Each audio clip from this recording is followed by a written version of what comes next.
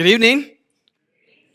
Welcome to River Community Church. My name is Sam. I'm one of the pastors here. We are thrilled to have you here on this beautiful Saturday night, and that was an awesome chance to worship God. There's some fun things about Saturday nights. If you're new here, if you haven't been here on a Saturday night before, I want to tell you about one of the cool things about Saturday nights. You get to sleep in tomorrow. Did you know that? Like, you can sleep in tomorrow, and it's actually a really cool thing. I have another question for you. Does anybody like breakfast? Yes? A few of you like breakfast? Okay. Since you can sleep in tomorrow, we also have the Weiss Farm who donated some tickets to tomorrow's breakfast. So I have a number of tickets. Does anybody like breakfast enough that they'd like to go out for a little bit of breakfast tomorrow morning? Yes, you guys right there? All right, I'm going to give them to you guys. There you go. Speaking up first. There you go. So that's a little fun. You get fun things on Saturday night, and you get to sleep in, and maybe get breakfast. So that's some fun things about being here on Saturday night. Aren't you glad you came already? Thanks for being here. I want to say a couple quick other things. If you're new, if you haven't been here for a while, we're in this study right now we're calling When in Rome. It's a study of the book of Romans. We're going through it chapter by chapter by chapter, and it's just this awesome chance to look at the book of Romans and see what God says to us through it. Now, as we do that, we're also having some fun with it every week. I don't know if you were paying attention or you're just listening to the music in the background, but it was actually Italian worship music that we were listening to. Did anybody actually catch that? Raise your hand. Yes? A couple of you. The rest of you are like, I don't even know. It's just noise. Good job. Maybe you have to pay attention a little bit more in the future. You never know what you're going to hear. But anyways, that was happening. But in addition to that, tonight, after the service, we are going to have pasta downstairs. So a little bit of Italian theme for us tonight. Go ahead and stay afterwards for a little bit. You don't have to worry about cooking dinner. You can just go downstairs and have a great pasta dinner with a bunch of great people. It'll be awesome. So it's not just pasta. There's a bunch of other things that go along with it. So come on downstairs afterwards. Have a great time. If it's packed, we'll just go outside because it's such a gorgeous night. So that should be fun. Now tonight, we're entering into chapter 3 of Romans, and before we get into the chapter, I want you to do something with me. Tonight, I want you to just take a little bit of time, and I want you to get your imagination hat on. Like, remember when you were in school and they say put your imagination cap on or thinking cap? We're going to use our imagination cap tonight, because I want you to get into this idea. Maybe it's close to where you are right now. Maybe it's a ways off or a ways in the past, but I want you to start thinking about something with me for a second. I want you to go back or maybe just go to that place where at some point in your life, you were hoping to purchase a home, okay? Maybe you were just getting out of college, you get married, and you're trying to find your first house or find that first place. And you wanted it for a long time. You were hoping to at some point get that house where you could spend your days and it could be yours. Maybe for you this is really easy to imagine because you're right there right now. You would love to have a house. Maybe for you you've had like 7 houses and you've moved a bunch. Like, man, I do not want to move, but just go back there with me for a little bit of time. And imagine that time where you're first beginning to want that home for yourself. You want to find that home, and you're searching and trying to raise up the money to make it happen, and you're working really hard, but there's something that happens. While you're trying to find that, you find yourself having setback after setback after setback.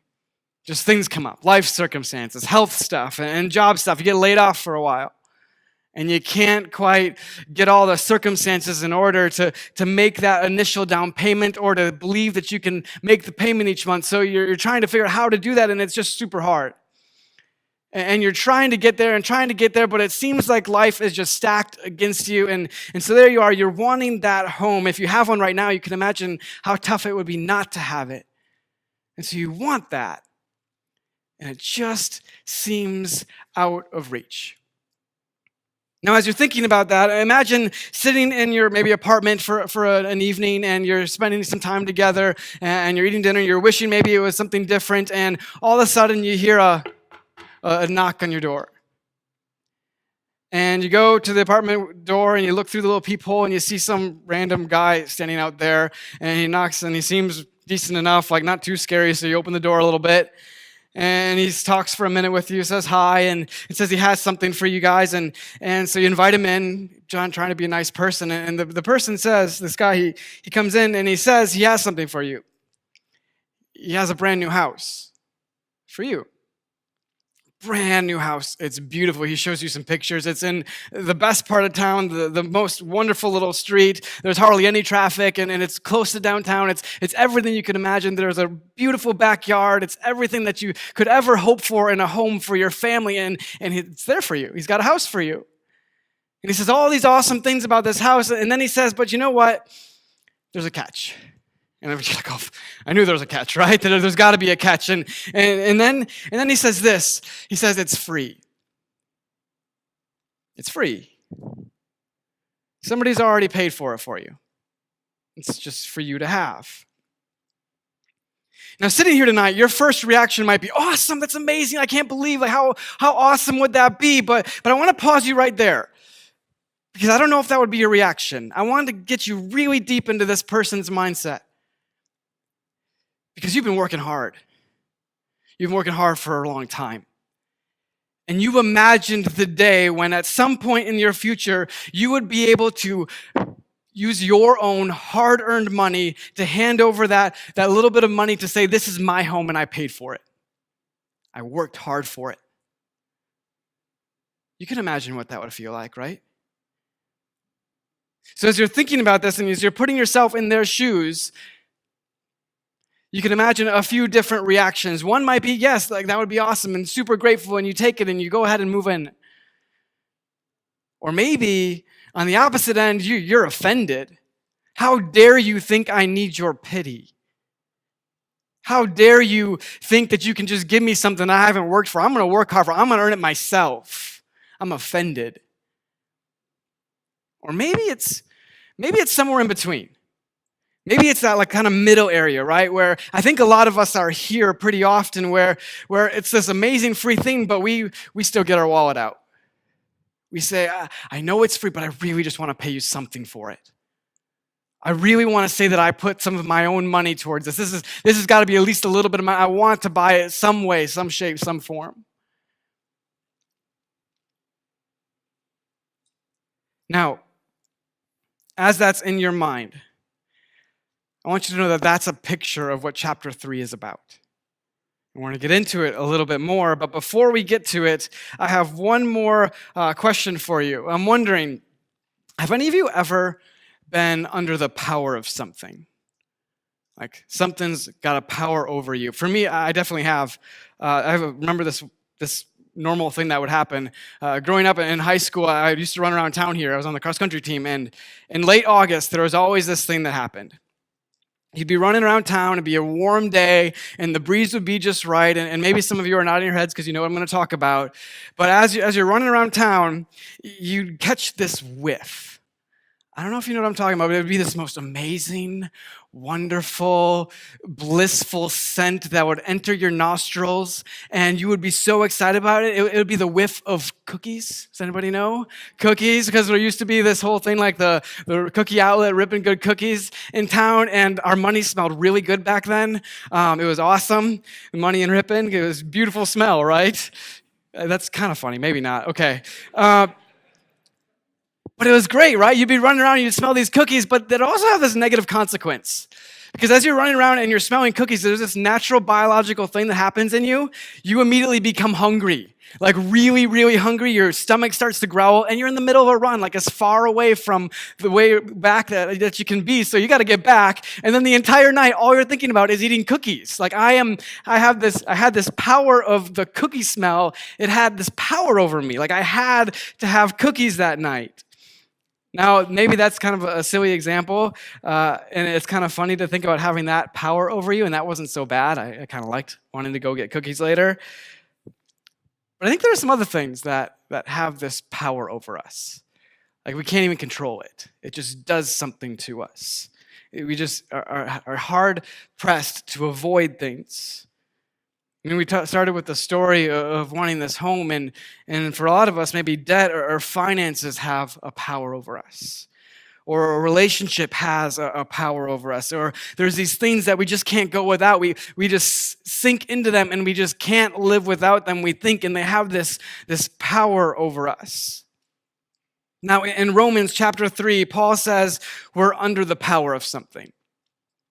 And I think we all agree, as we think about it, that it's very easy to be under the power of something, and he calls this thing sin. He says we're under the power of sin, every last one of us. This is what he says in Romans 3:9. He says, well then, should we conclude that we Jews are better than others? No, not at all. For we have already shown that all people, whether Jews or Gentiles, are under the power of sin. It's this thing that we just naturally fall into, and it has a hold of us. It's like gravity. It's near impossible to escape it. No matter who we are, how hard we work, it's just got a hold of us. We will never have enough money. We will never have enough willpower. We'll never have enough good deeds or good days. We'll never have enough gumption or resolve or discipline. We don't have enough of anything ourselves to beat the power that sin has over us. It's just there, and we know it. There's just that stuff. That stuff. I mean, I hardly had enough discipline to avoid cookies those nights. And that's not saying much, right? And in the messy world that we live in, it's just going to happen. It's how it is. There's this power over us. So here we sit under the thumb of it, pressed down, sin just messing with our lives. Paul says this in Romans 3:23, for everyone has sinned. We all fall short of God's glorious standard. We're never going to have enough to afford the house. We'll never measure up. And I know that's stinky. It stinks. It's not fun to sit here and think about how real this sense is. And I know we feel it. We're always trying to measure up. And it just sometimes feels like we never can. It stinks.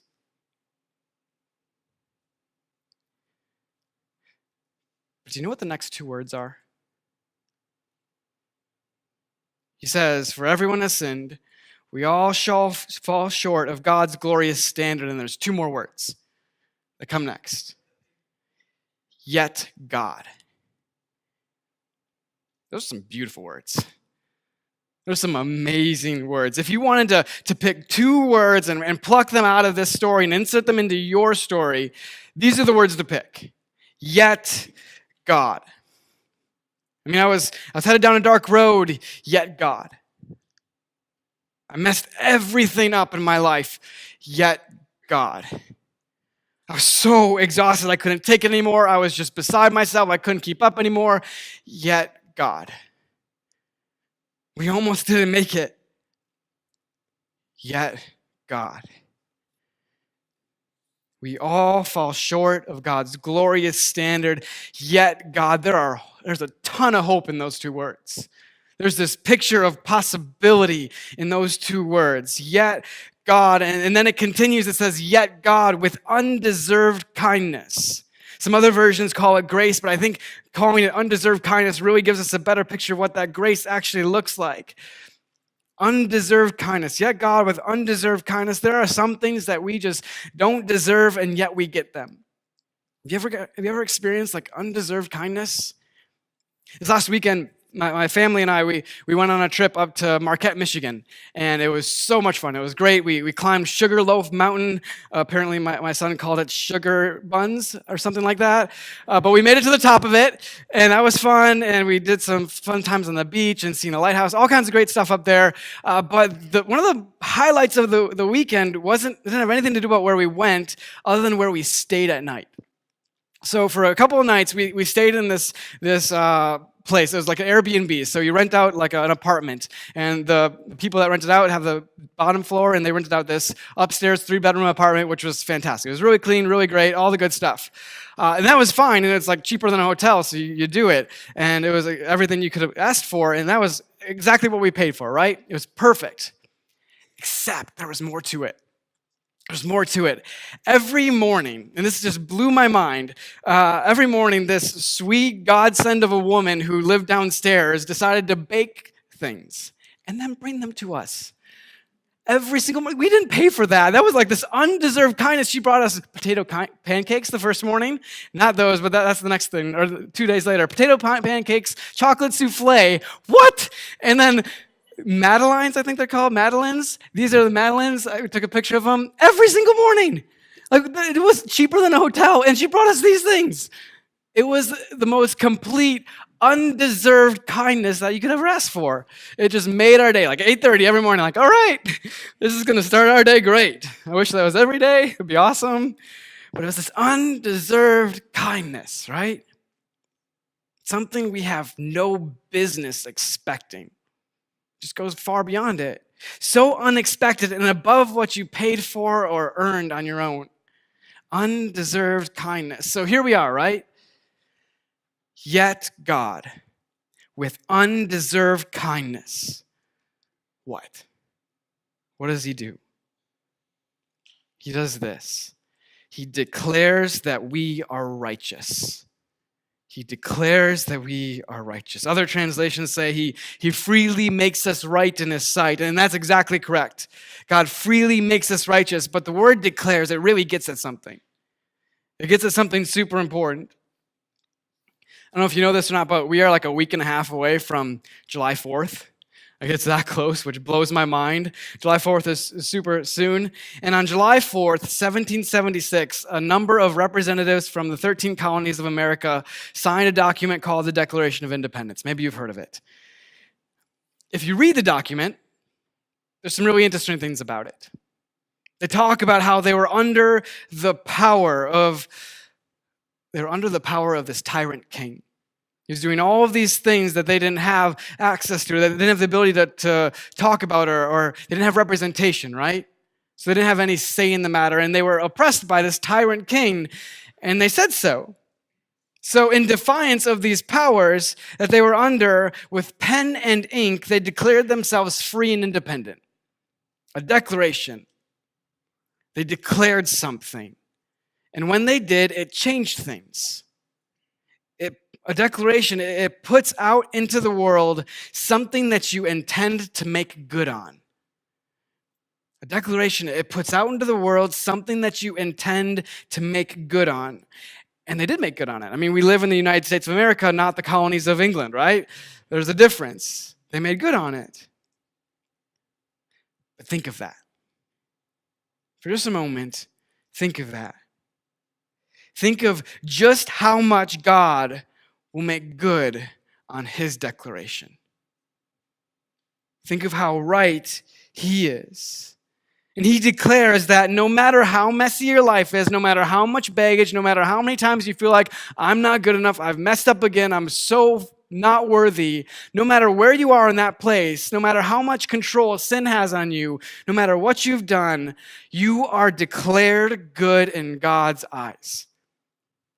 And God makes good on his declarations and his promises. Let's put this all together. We are, every last one of us, we are under this power of sin. That's our state. That's what it is. That's the thumb that holds us down. That's just kind of life as we know it. We fall into it. We've experienced it. We get that. That's the reality. Yet God doesn't let us stay there. God doesn't want us sitting under that thumb of sin, pressed down. We don't have to stay in that place. We can be set free from that. He doesn't want us there. Yet God, with grace, with undeserved kindness, we don't deserve it, but we're given it anyways. He declares us righteous. He justifies us. How? How does he do it? How does God do this? Does God just wake up one day and make the change? Or is there more planning and thought and purpose in every last little part of it? How does he do it? He doesn't do it with ink and pen. He writes his declaration with the blood of his son, Jesus. In Romans 3:24, it says, he did this through Christ Jesus when he freed us from the penalty for our sins.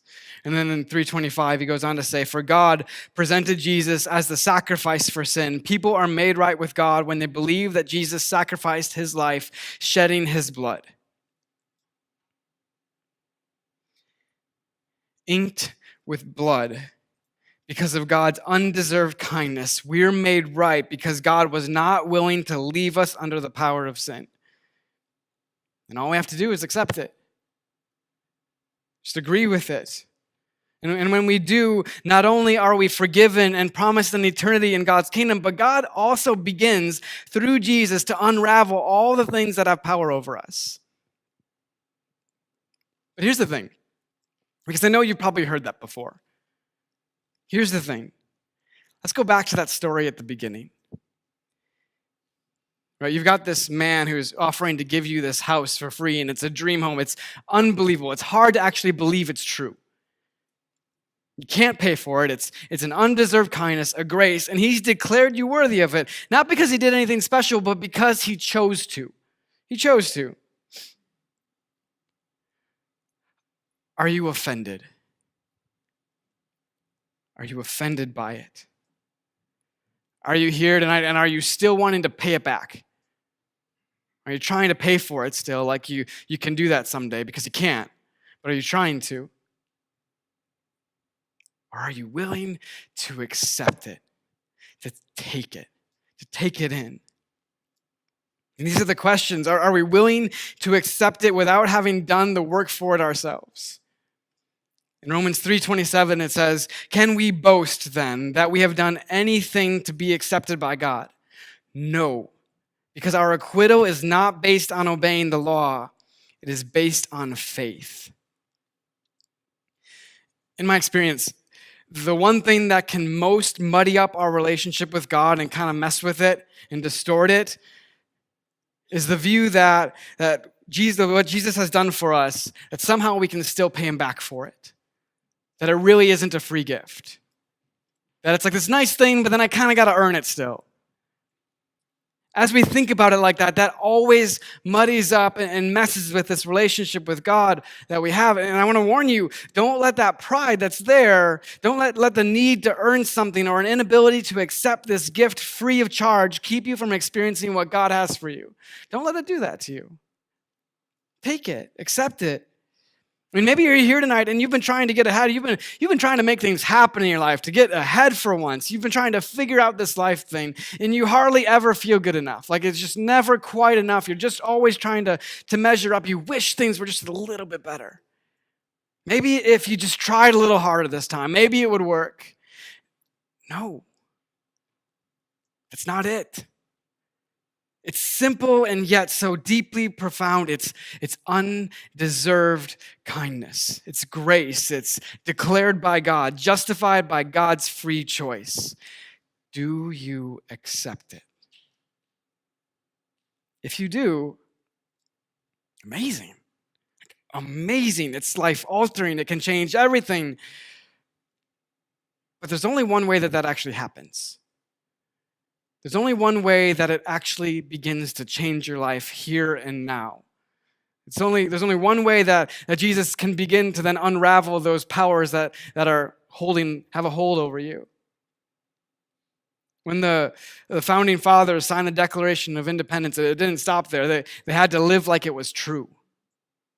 They had to live like they were free. That's why we had the Revolutionary War. I mean, there was consequences. They had to do something about it. Let me ask you tonight, are you living like God's declaration of your freedom is true? Are you living like it's true? Are you moving into the new house? Are you eating the baked goods? I mean, they're delicious. You should try them. Are you doing it? If you feel this welling up of desire to still do something, what I want to tell you is that's good. It's not bad to do things. It's natural. But the point isn't to pay it back, it's to pay it forward. Maybe you've heard that phrase before, pay it forward. It's not to pay God back for what he's done for you. It's to pay it forward to others who can also experience that same love and kindness. Give that undeserved kindness to others just like Jesus gave it to you. Now, tonight, I don't know where you're at. You could be skeptical of this whole thing. You could be all about it, but maybe you've been trying to still pay it back instead of paying it forward. Wherever you're at tonight, you have an opportunity to take a next step. Maybe you're here tonight and finally for some reason it makes sense. It clicks. You know that you've been trying to figure this thing out on your own, this life thing. You've been trying to earn your way to being good enough for God or other people, and it's just never working, and you realize, I can't. So God, I need you to. I need your free gift. I can't do this on my own. And so for some reason, it just makes sense. It clicks. Well, then tonight, this could be a chance for you to say to God, I want to follow you. Forgive me for trying to do it my own way. I want to follow you. And that could begin to change everything in your life. It could fundamentally change everything starting tonight. Maybe you're here tonight and you've already said, Jesus, I want to follow you, but you've been trying to pay it back to him for this whole time, or you've fallen back into doing that, and it's exhausting. It's so tiring because you never feel like you're quite good enough. Maybe instead of paying it back, you start to pay it forward. You start to say, God, I just want to help other people with the same undeserved kindness you gave to me. Maybe that's what you could do. And it could really change things. It could change the way you see God's love towards you and the way you see other people, because you could give to others without expecting anything in return. And that's a really fun way to give, let me tell you. It's way better because you don't expect anything in return, and so then it's free. And if they don't give you anything in return, you don't care. And if they do, it's bonus. It's a different way to live. And you can show this love and kindness that Jesus has given to you to others. If that's what you want to do, then we're going to pray about that. We're going to ask God to take that step forward. And instead of trying to pay God back, we would instead pay it forward. So that's how we're going to end tonight. I'm going to say a prayer, and if you're here and you want to say, God, I want to follow you, you have the chance to do that. If you're here and you've been trying to pay it back, you can say, I want to start paying it forward. And that could be a chance for you to take a next step in your relationship with God tonight. Would you pray with me? Dear God, we are just so incredibly thankful that you love us in ways that we can hardly even believe, ways that don't always make sense to us. God, as we think about that, for some of us here tonight, we know that we've been trying to make it, to earn it this whole time, and we know we can't. So God, we just want to tell you this. We want to say, I want to follow you, Jesus. Sorry for trying to do it my own way this whole time and being under that power of sin and all the stuff that creeps into your life. But God, I ask that you'd forgive me for that and help me to just follow you with my life. Help me to make that change and to turn to you, accept the free gift, and then begin to pay it forward. And then God, for those of us who are here tonight and have already begun following you, but have fallen into the trap of trying to pay you back for what you've done for us, God, help us to realize that you don't need anything in return from us. All you ask is that we accept your love, and then as we accept it, we know that it overwhelms us with a desire to do things. Help us to use that overwhelming desire to pay it forward. Not just to pay you back, but to pay it forward to others and help them experience this love, this undeserved kindness that you've given to us. Thank you so much for your love, and we just pray that you would help us to continue to follow you in that way. We pray this in Jesus' name. Amen. If you're here tonight and you said, I want to follow Jesus, or if you said that you want to pay it forward instead of paying it back to God, and you haven't been baptized before.